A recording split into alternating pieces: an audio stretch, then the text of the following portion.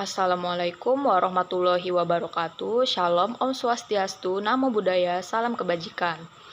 Yang saya hormati kepada Pak Juswardi selaku dosen pengampu mata kuliah Fisiologi Tumbuhan Universitas Sriwijaya, Fakultas Matematika dan Ilmu Pengetahuan Alam, jurusan Biologi. Izin memperkenalkan diri, saya Hana Maulidiana dengan ujung NIM 034 yang akan mempresentasikan hasil diskusi kelompok 4 mengenai tanah, genangan, dan kekeringan. Adapun nama kelompok 4 terdapat 13 orang. Tanah dikenal sebagai media tumbuh. Tanah dikenal sebagai media tempat tumbuhnya tanaman. Tanaman menyerap makanan dari dalam tanah untuk proses pertumbuhannya. Tanah yang berfungsi sebagai media tumbuh ideal secara material tersusun atas komponen utama yaitu bahan padatan 50% atau terdiri atas 45% mineral dan bahan organik 5%, ruang pori 50% yang terdiri atas 25% air dan 25% udara.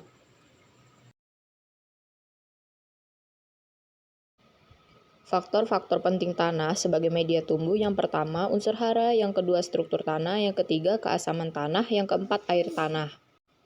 Klasifikasi tanah: yang pertama berdasarkan tekstur, yaitu tanah berpasir, tanah berdebu, tanah berlempung; yang berdasarkan warna, tanah merah, tanah hitam, tanah kuning, tanah coklat; berdasarkan komposisi kimia, tanah asam, tanah basa, dan tanah netral; berdasarkan genesa atau proses pembentukan, tanah residual, tanah transportasi; yang berdasarkan kesesuaian penggunaan, ada tanah subur, tanah marginal, tanah kritis; berdasarkan kehidupan organik, tanah humus, tanah gambut; berdasarkan teknik rekayasa sipil, terdapat tanah kohesif dan tanah non-kohesif; berdasarkan FAO atau WRB, leptosol, fluvisol, podzol. Berikut ada klasifikasi tanah berupa di gambar, yaitu tanah litosol, tanah aluvial, tanah regosol, dan tanah merah. Fungsi air dalam tanaman: yang pertama, unsur utama penyusun sel atau protoplasma tanaman; yang kedua, komponen utama dalam proses fotosintesis; yang ketiga, sebagai pelarut senyawa molekul organik dari dalam tanah ke dalam tanaman; yang keempat, ada menjaga turgiditas sel seperti pembesaran sel, proses pembukanya stomata, penyusunan protoplasma, serta mengatur suhu tanaman, membantu proses respirasi pada tumbuhan, dan sebagai media pengangkut yang akan memindahkan hasil proses fotosintesis. Air sebagai limiting factor atau pembatas pertumbuhan. Air memainkan peran penting yang sangat penting dalam fisiologi tumbuhan, tidak hanya sebagai komponen struktural, tetapi juga sebagai agen yang mengatur berbagai proses fisiologis dan biokimia. Namun, baik kekurangan maupun kelebihan air dapat menjadi faktor pembatas atau limiting factor yang menghambat pertumbuhan dan perkembangan tumbuhan. Kekurangan air sebagai pembatas pertumbuhan. Ketika air tidak tersedia dalam jumlah yang cukup, tumbuhan mengalami stres air yang dapat mengganggu banyak fungsi fisiologis penting, seperti penutupan stomata, penurunan turgor sel, stres oksidatif, dan gangguan metabolisme.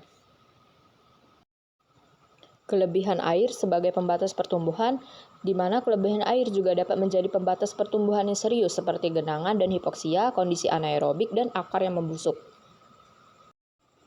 Adaptasi tumbuhan terhadap keterbatasan air. Tumbuhan telah mengembangkan berbagai adaptasi untuk mengatasi keterbatasan air seperti seropit, efisiensi penggunaan air, interaksi air dengan faktor lingkungan lain yaitu suhu, nutrisi, dan cahaya.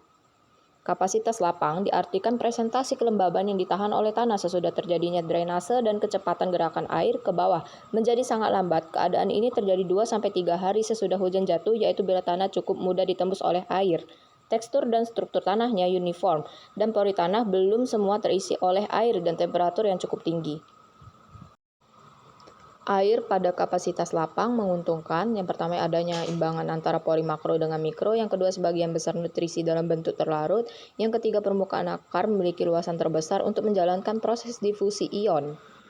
Titik layu permanen adalah kondisi di mana tanaman mengalami kekeringan yang begitu parah sehingga sel-sel tumbuhan tidak lagi dapat menyerap air dari tanah, bahkan jika air tersedia. Pada titik ini, tanaman tidak dapat pulih dan akan tetap layu meskipun kondisi tanah atau kelembaban lingkungan kembali normal. Akibatnya, sel tanaman kehilangan turgor secara permanen yang pada akhirnya menyebabkan kematian pada tanaman. Proses terjadinya titik layu permanen: yang pertama, kehilangan air; yang kedua, kelembaban tanah rendah; yang ketiga, penurunan tekanan turgor; yang keempat, kegagalan pemulihan; yang kelima, kematian tanaman.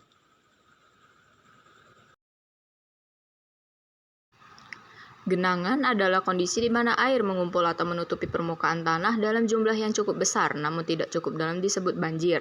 Genangan biasanya terjadi ketika sistem drainase atau saluran air tidak mampu menampung atau mengalirkan air hujan dengan cepat, sehingga air menggenang di permukaan. Penyebab terjadinya genangan yang pertama curah hujan tinggi, drainase yang tidak efektif, perubahan tata guna lahan, topografi dan kemiringan tanah, kerusakan dan ketidakcukupan infrastruktur. Ciri-ciri genangan yaitu tinggi air yang rendah, durasi yang singkat, terjadi di daerah datar atau rendah, tidak menyebar luas. Penanganan genangan yang pertama peningkatan sistem drainase, membangun infrastruktur penanganan air yang memadai, reboisasi dan pemeliharaan ruang terbuka hijau, mengatur tata guna lahan yang tepat, yang terakhir tidak membuang sampah sembarangan yang dapat menyumbat drainase dan saluran air. Pengaruh kekeringan pada tanaman yang pertama kehilangan air dan stres hidratasi. Kekeringan menyebabkan kehilangan air yang signifikan pada tanaman yang berdampak pada kadar asam absisat atau ABA dalam sel.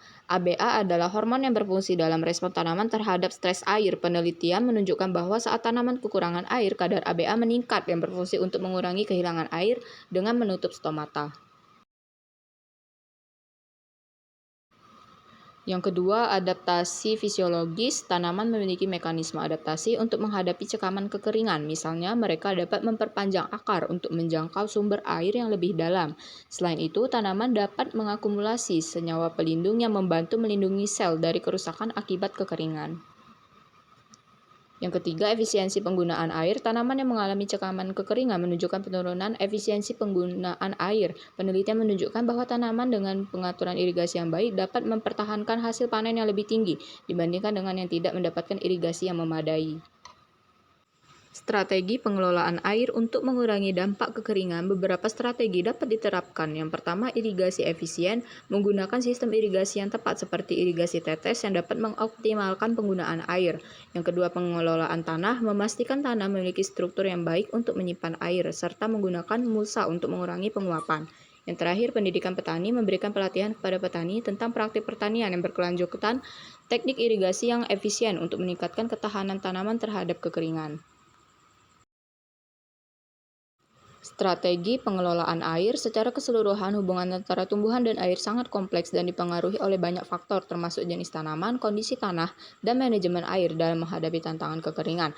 Pemahaman yang baik tentang kebutuhan air tanaman dan strategi pengelolaan yang efektif sangat penting untuk menjaga produktivitas pertanian. Curah hujan. Curah hujan adalah salah satu sumber utama air bagi tumbuhan. Curah hujan cukup bisa mendukung pertumbuhan tanaman.